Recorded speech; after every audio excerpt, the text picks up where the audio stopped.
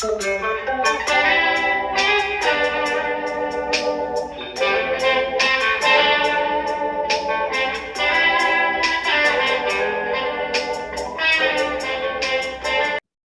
rekan-rekan, kita bersyukur hari ini kita boleh bersama-sama dalam acara ngopi, ngobrolin perkara iman. Teman-teman, ketika kita bicara tentang pengalaman, itu sesuatu yang sah-sah saja ketika seseorang itu mengungkapkan pengalamannya.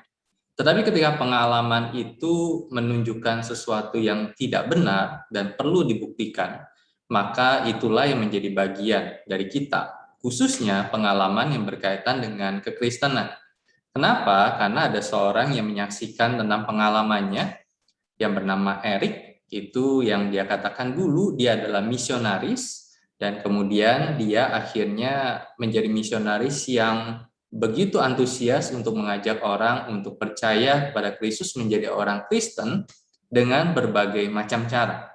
Jadi dia berkata bahwa dengan kasih makanan, kemudian aksi sosial, pengobatan gratis, itu adalah cara yang dilakukan olehnya pada waktu itu untuk mengkristenkan seseorang atau dia sebut sebagai menjadi korban di dalam misionarisnya.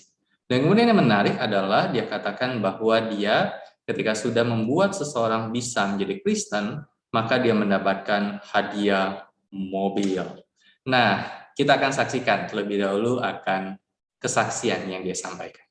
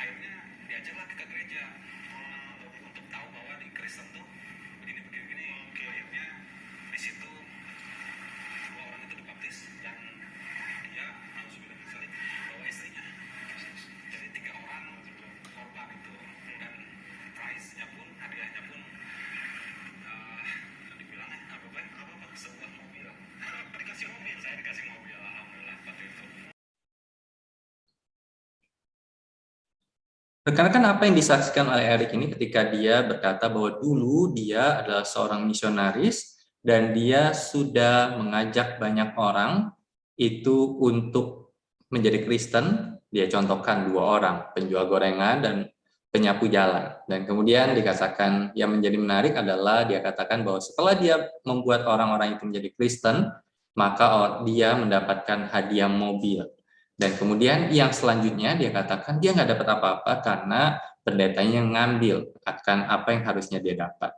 Ketika kita melihat akan hal ini, bagi saya sebuah kesaksian atau sebuah pengalaman itu sah-sah saja disampaikan oleh seseorang. Tetapi apakah kesaksian itu adalah sesuatu yang merupakan fakta, kebenaran yang betul-betul terjadi di dalam kehidupan kekristenan? Apakah seseorang yang berhasil membawa orang untuk percaya pada Kristus, maka orang yang berhasil itu membuat dia dihadiahi oleh sesuatu, yaitu mobil misalkan yang Eric katakan. Maka kita bisa melihat bahwa apa sih esensi dari mengajak atau memberitakan kabar baik di dalam kekristenan. Kristus memerintahkan setiap anak-anaknya, para rasul dan kemudian jemaat Tuhan untuk memberitakan kabar baik. Jadi konsep kabar baik itu tanpa embel-embel memberikan sesuatu. Jadi di dalam kekristenan itu dikenal dengan yang namanya penginjilan, tetapi kemudian ada pelayanan diakonia yang tidak kaitan dengan penginjilan seperti itu ya. Jadi memberikan. Ketika ada orang yang kesusahan, apalagi dalam masa pandemi ini misalkan, maka gereja dipanggil untuk menolong sesama. Tanpa embel-embel dia mau percaya atau tidak di dalam iman pada Kristus, tetapi gereja dipanggil untuk menolong sesama. Itu diakonia. Tetapi kemudian ketika bicara tentang penginjilan adalah memberitakan kabar baik. Memberikan kabar baik tentang apa? Tentang anugerah Tuhan, tentang kasih setia Tuhan. Dan di dalam konsep Alkitab, maka ketika seseorang memberitakan kabar baik, maka tidak juga ada embel-embel untuk dia memberikan sesuatu sehingga orang yang menerima kabar baik itu menerima sesuatu dan akhirnya dia karena mendapatkan manfaat itu membuat dia percaya pada Kristus. Bagi saya kalau itu yang terjadi, maka ya udah nggak usah jadi Kristen. Kenapa? Karena kalau jadi Kristen dengan kompensasi seperti itu sesuatu yang tidak benar dan pasti ujung-ujungnya bukan masuk surga seperti itu ya, tetapi ujung-ujungnya juga pasti masuk neraka. Kenapa? Karena pengakuan dia percaya pada Kristus hanya pengakuan karena adanya makanan atau ada suatu pemberian yang dia terima. Tetapi kabar baik itu adalah anugerah. Ketika seseorang mendengar dan kemudian karena anugerah Tuhan dia bisa percaya pada Tuhan, maka itu pun adalah anugerah. Kemudian orang yang memberitakan, yang Erik katakan sebagai misionaris itu, bagi saya yang memberitakan Injil itu bukan hanya misionaris, bukan hanya orang yang dipanggil khusus untuk memberitakan Injil, tetapi orang-orang percaya yang sudah diselamatkan oleh Kristus, maka setiap orang yang percaya kepada Kristus pun dipanggil untuk memberitakan kabar baik itu. Dan ketika dia berhasil untuk memberikan kabar baik dan seseorang yang mendengar kabar baik itu tanpa paksaan, tanpa embel-embel, tanpa pemberian, dan kemudian dia menyadari situasinya, menyadari kondisinya, menyadari bahwa ketika dia sudah melewati hidup di dunia ini, dia akan kemana, maka dia percaya kepada Kristus itu adalah anugerah.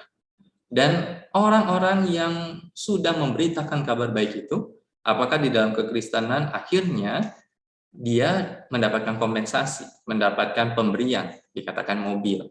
Kalau bagi saya, kalau setiap gereja memberikan mobil untuk setiap orang yang berhasil membawa seseorang menjadi Kristen, maka itu bukan gereja. Itu adalah MLM misalkan, atau reward. Sebuah perusahaan ketika karyawannya mendapatkan nasabah baru, misalkan, dia mendapatkan reward. Ketika seorang yang menjual properti, ketika mendapatkan orang yang beli properti sama dia dapatkan reward, mendapatkan hadiah.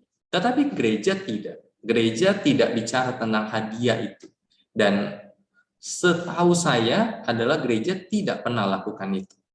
Jadi ketika kita bicara bahwa Erik berkata dia dapatkan hadiah mobil karena dia berhasil membawa seseorang untuk menjadi Kristen, maka coba teman-teman yang dari Advent itu merespon, benarkah seperti itu? Tapi saya yakin tidak, bahwa budget seberapa banyak yang gereja misalkan bisa untuk membudgetkan tentang hal ini, andai kata itu terjadi. Tetapi sehemat saya dan seyakin saya itu tidak terjadi. Jadi ketika kita melihat akan hal ini, maka apa yang disaksikan oleh Erik adalah sesuatu yang ya wajar-wajar aja, tapi kebenarannya di dalam kekristenan itu sesuatu yang tidak pernah terjadi. Jadi kita bisa katakan sesuatu seperti itu ya. Jadi teman-teman, biarlah apa yang saya katakan ini bukan untuk melarang Erik untuk menyaksikan pengalamannya, tetapi saya coba meluruskan seperti inilah konsep di dalam penginjilan, di dalam kekristenan, bukan menjadikan seseorang itu Kristen, tetapi memberitakan kabar baik. Dia bisa jadi Kristen, dia bisa percaya pada Kristus, bukan karena sang pemberita, tetapi karena anugerah Tuhan, sehingga membuat dia bisa percaya kepada Tuhan. Bukan juga karena embel-embel pemberian. Kalau dia menerima sesuatu karena embel-embel pemberian, dan dia percaya karena embel-embel itu, bagi saya ujung-ujungnya dia akan kembali tidak percaya pada Kristus. Dia akan kembali mengkhianati Kristus. Kenapa? Karena keselamatan itu anugerah. Biarlah kita senantiasa berjalan di dalam kebenaran Tuhan dan senantiasa hidup di dalam kebenaran Tuhan. Terima kasih boleh menyaksikan channel ini, dan kalau teman-teman ingin kita bahas apa berkaitan dengan iman kekristenan, maka silakan respon di komen di bawah. Tuhan Yesus memberkati kita. Amin.